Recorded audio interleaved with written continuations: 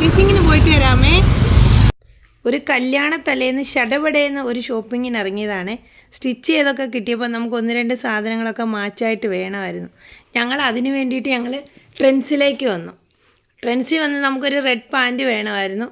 എന്തായാലും പെട്ടെന്ന് തന്നെ നമുക്കത് ഷോപ്പ് ചെയ്യാൻ പറ്റി. ക്രിസ്മസ് ആയതുകൊണ്ട് എല്ലാ കടകളിലും എല്ലാം തിരക്കായിരുന്നു. നമ്മൾ ആ തിരക്കിനെയൊക്കെ തീരെ അവോയ്ഡ് ചെയ്ത് പെട്ടെന്ന് തന്നെ നമ്മൾ ഷോപ്പിംഗ് ഒക്കെ നടത്തി പെട്ടെന്ന് കാറിൽ കയറിയിട്ട് അടുത്തത് നമ്മളൊരു ചെരുപ്പ് മേടിക്കാൻ പോവാം.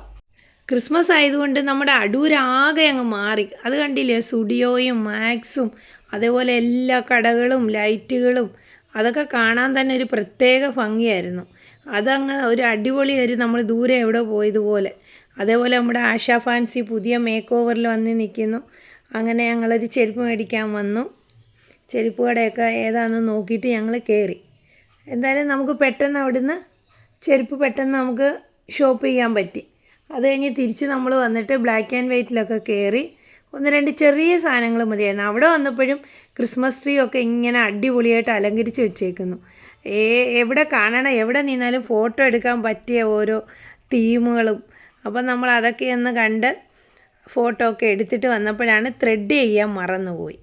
പിന്നെ അങ്ങനെ രാത്രി 8-8:30 ഞങ്ങൾ വന്ന് അവിടെ കയറി എസെൻഷ്യലി കയറി ത്രെഡൊക്കെ ചെയ്തിട്ട് വീട്ടിലേക്ക് വന്നു.